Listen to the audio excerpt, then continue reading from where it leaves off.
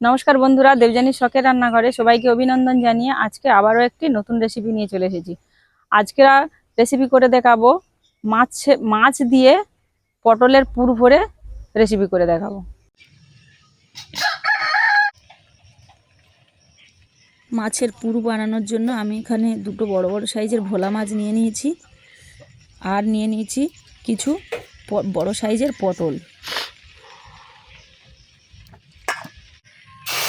এবারে একটা উনুনের মধ্যে কড়া বসিয়ে তাতে কিছুটা জল দিয়ে দিচ্ছি। দিয়ে জলের মধ্যে আমি একটুখানি হলুদ গুঁড়ো আর একটু নুন দিয়ে দেবো। এবার এইটা জলের মধ্যে একটু নাড়াচাড়া করে নিয়ে এর মধ্যে দিয়ে দেবো দুটো মাছ দুটো দিয়ে একটু ঢেকে দেব। তো মাছ দুটো আমার সেদ্ধ হতে থাক, ততক্ষণে আমি পটলটাকে রেডি করে এই পটলের মধ্যে জল দিয়ে আমি পটলগুলোকে ভালো করে ধুয়ে নেব।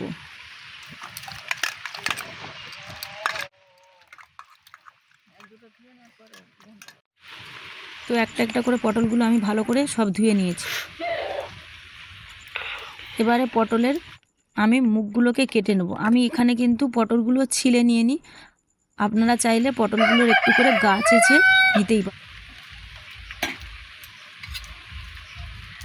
এবারে আমি একটা চামচ নিয়েছি, চামচের পিছন দিয়ে পটলের ভেতর থেকে পটলের দানাগুলো আমি বের করে নেব।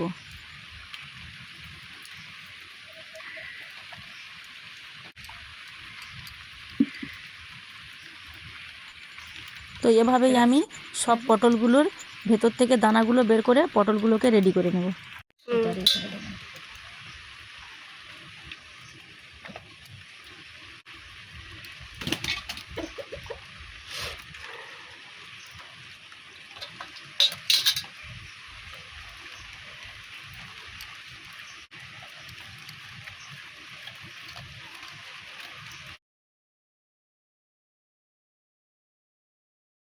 তো দেখো পটলের দানাগুলো কিন্তু আমি আলাদা করে নিয়েছি।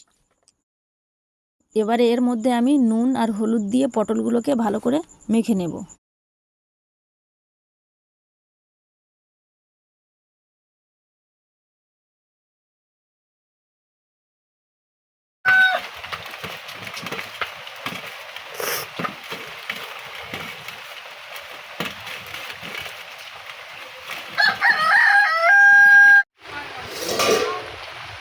এবারে আমি মাছের ঢাকনাটা খুলে মাছগুলো দেখে নেব যে কতটা সেদ্ধ হয়েছে।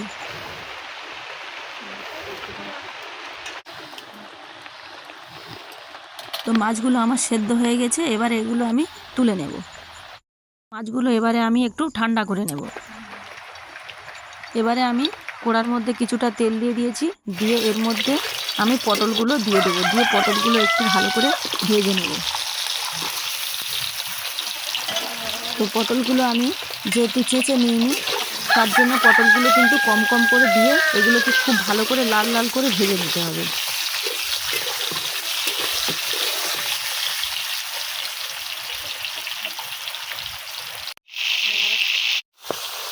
তো দেখতেই পাচ্ছ পটলগুলো কিন্তু আমার একদম লাল লাল সুন্দর করে আমি এগুলো ভেজে তুলে নিচ্ছি।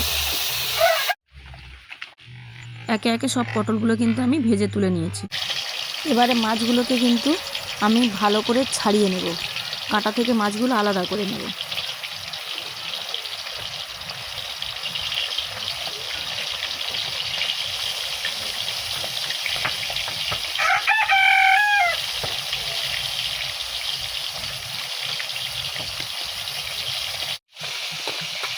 মাছের যে বড় কাঁটাগুলো ছিল সেগুলো আমি বেছে তুলে দিয়েছি, দিয়ে এবারে হাত দিয়ে আমি ভালো করে ছোট ছোট কাঁটাগুলো বেছে নেব। তো সম্পূর্ণ কাঁটাগুলো আমার বাছা হয়ে গেছে, এবারে আমি পুরটা রেডি করে নেব। এবারে এই পটল ভাজা তেলের মধ্যে আমি আবার একটু তেল দিয়ে তার মধ্যে কুচনো পেঁয়াজ দিয়ে পেঁয়াজগুলো আমি একটু ভালো করে নেড়ে চেড়ে নেব। পেঁয়াজটা আমি ভালো মতন ভেজে নিয়েছি, তার মধ্যে দিয়ে দিচ্ছি আমার কাঁটা বাছা মাছগুলো। এবারে মাছগুলো আমি একটু ভালো করে নেড়ে চেড়ে নিয়ে তার মধ্যে দিয়ে দেব পরিমাণ মতো নুন, হলুদ গুঁড়ো আর অল্প একটু লঙ্কার গুঁড়ো দিয়ে এটাকে আমি ভালো করে কষিয়ে নেব।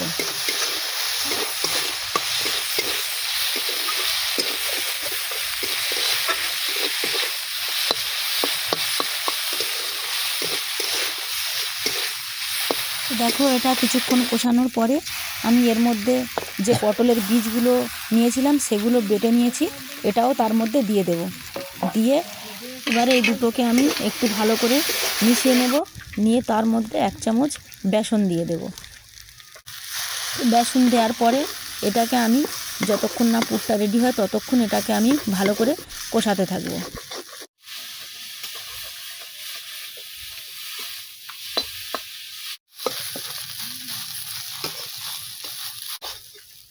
তো আমার পুরটা এখানে রেডি হয়ে গেছে। এবারে এটা একটা থালাতে আমি নামিয়ে নেব। পুরটাকে আমি একটু ঠান্ডা করে নিয়েছি। নিয়ে এবারে এটাকে আমি পটলের ভেতরে কিভাবে ভরে দিচ্ছি দেখো।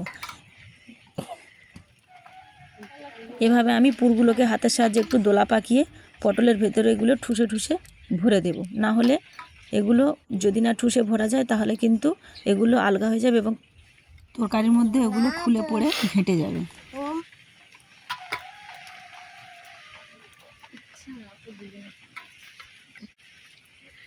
তোমরা তোমাদের কাজের সময়টা দিচ্ছ মা। এখানে আমার দেখো পুর ভরে আমি সমস্ত পটলগুলো রেডি করে নিয়েছি। এবারে আমি কড়ার মধ্যে কিছুটা তেল দিয়ে দিচ্ছি। দিয়ে তার মধ্যে আমি ফোড়নে দিয়ে দিচ্ছি জিরে আর কাঁচা লঙ্কা।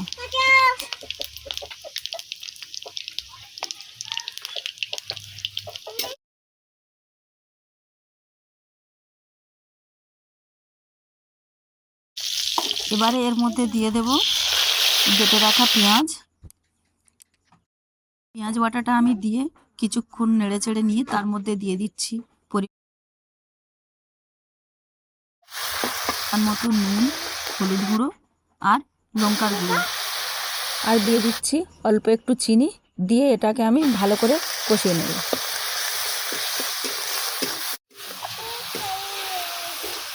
তো মশলাটা আমার খুব ভালো কষানো হয়ে গেছে। এবার এর মধ্যে দিয়ে দিচ্ছি 1 চামচ পরিমাণ আদা বাটা আর টমেটো বাটা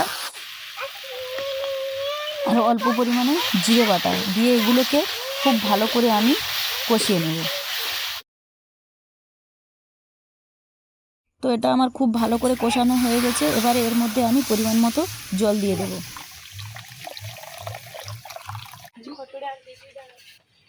তো তরকারিটা আমার ফুটতে শুরু করে দিয়েছে। এবারে দিয়ে দিচ্ছি পটলগুলো।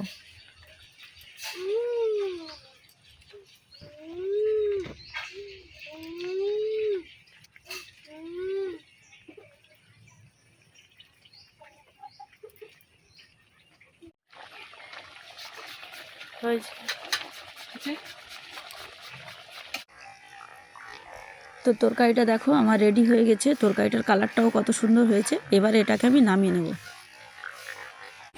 তো বন্ধুরা আজকের এই রেসিপিটি কেমন লাগলো কমেন্ট করে জানাবেন। আর ভালো যদি লেগে থাকে লাইক সাবস্ক্রাইব করে আমার পাশে থাকবে। ধন্যবাদ।